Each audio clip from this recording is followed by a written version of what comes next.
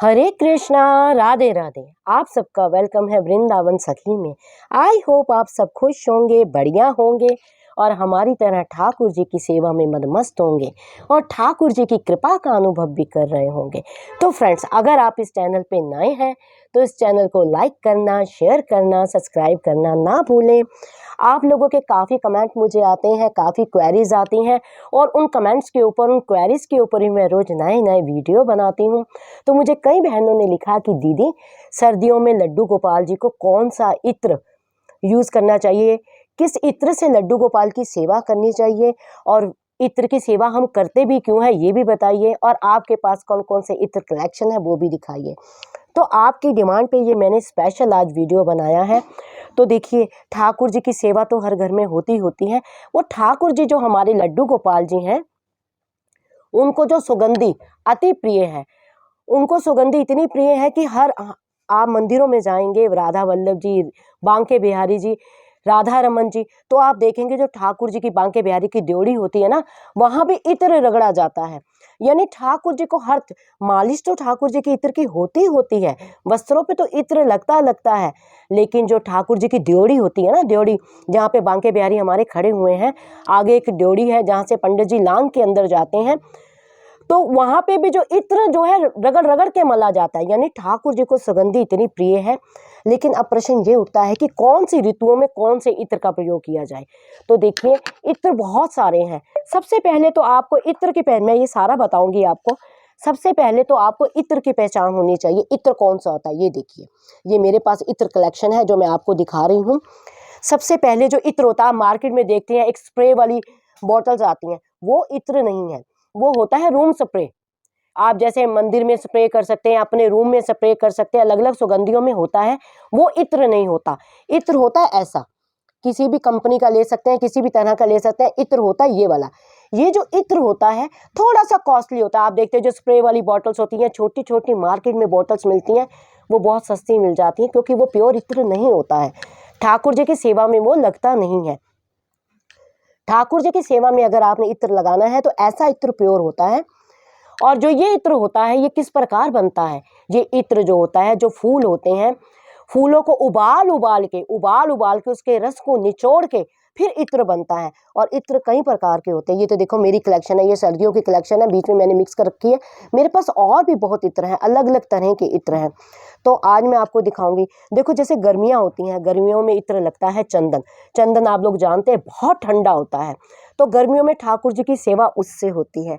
चंदन हुआ, जूही, चमेली, रजनीगंधा, गुलाब, खस। खस तो आप जाने विशेष होता है गर्मियों में कि वो इतना ठंडा होता है खस। तो ठाकुर जी की जो मालिश होती है, इत्र सेवा होती है, वो गर्मियों में विशेष होती है। मोगरा, चंपा, तो ये सारे इत्र गर्मियों में लगते हैं। और जो गुलाब है वो तो 12 महीने चलता है। वर्षा ऋतु में जैसे ये सावन का महीना आता है, उसमें होता है पारिजात, कदम, बेला, ये वर्षा ऋतु में लगते हैं। और सर्दियों में विशेष रहता है केसर, अंबर, हीना और कस्तूरी। और सबसे ज्यादा जो यूज होता है ठाकुर जी की सेवा में वो होता है इस प्रकार। देखिए केसर, आप मेरे पास भी देखेंगे तो केसर के मैंने कितने सारे ये इत्र रख रखे हैं। तो क्योंकि केसर बहुत गर्म होता है और ठाकुर जी की, और सबसे बड़ी बात, ठाकुर जी की सेवा में केसर लगता है। और ठाकुर जी को आपने इत्र सेवा करनी किस प्रकार है, देखिए ठाकुर जी की इत्र सेवा कई प्रकार होती है। सबसे पहले तो आप देखिए, ठाकुर जी की नहाने से पहले इत्र से मालिश की जाती है। इत्र से मालिश करके आधा घंटा ठाकुर जी को ऐसे छोड़ दिया जाता है। उसके बाद ठाकुर जी को स्नान कराया जाता है। आप जानते हैं स्नान कई प्रकार के, मैंने स्नान के ऊपर कई वीडियो डाले हैं।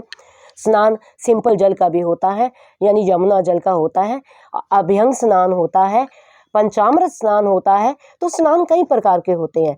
आप कहेंगे तो मैं आपको अभ्यंग स्नान का भी वीडियो दूंगी। मुझे कई बहनों ने लिखा है, मैं वो भी बना के दिखाऊंगी कि अभ्यंग स्नान किस प्रकार होता है।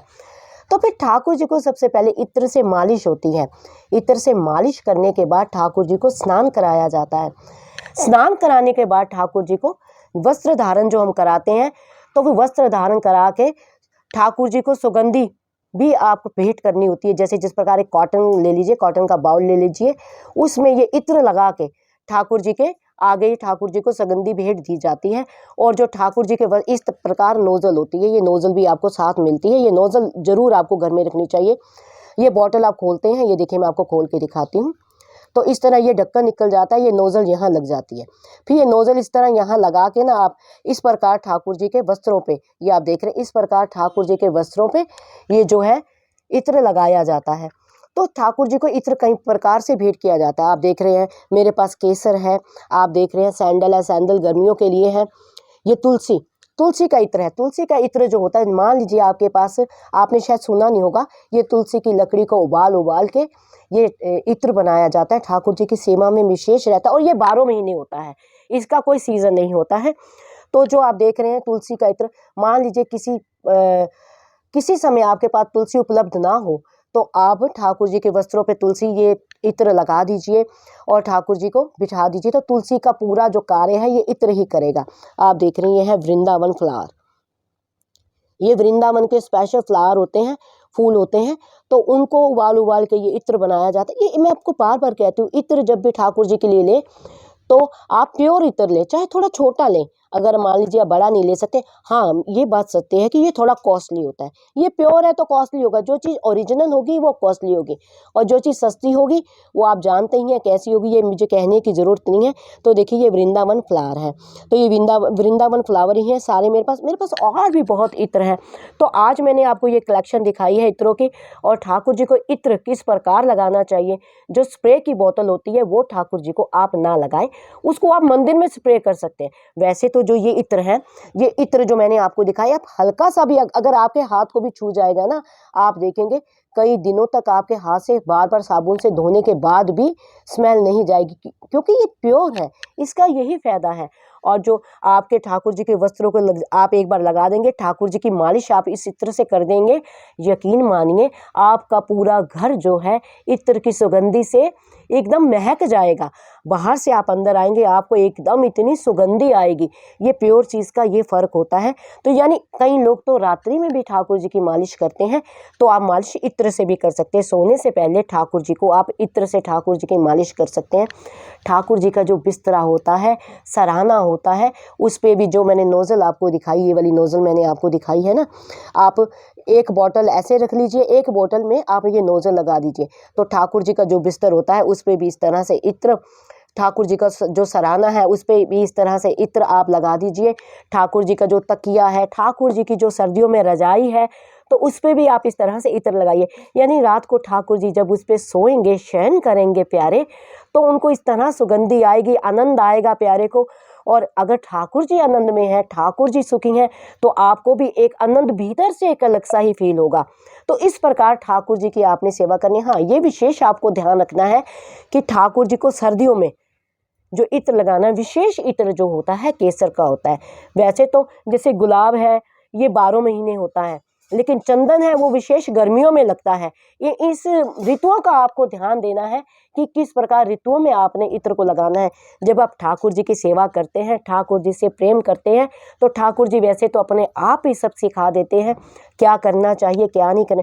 और ठाकुर जी के इत्र में किस तरह मालिश करनी चाहिए, सर्दियों में किस तरह मालिश करनी चाहिए, ये मैं आपको अगले वीडियो में दिखाऊंगी। क्योंकि अगर मैं यहाँ दिखाऊंगी तो बहुत लंबा हो जाएगा। अगर आप कहेंगे, अगर आपकी इच्छा होगी देखने की, तो मुझे आप कमेंट बॉक्स में लिखिए सर्दियों में ठाकुर जी की मालिश किस तरह करनी चाहिए, वो मैं आपको अगले वीडियो में दिखाऊंगी। तो आई होप आपको ये नॉलेज मिल गई होगी कि लड्डू गोपाल जी की इत्र सेवा किस प्रकार की जाए और किस ऋतु में किस तरह के इत्र लगाए जाए।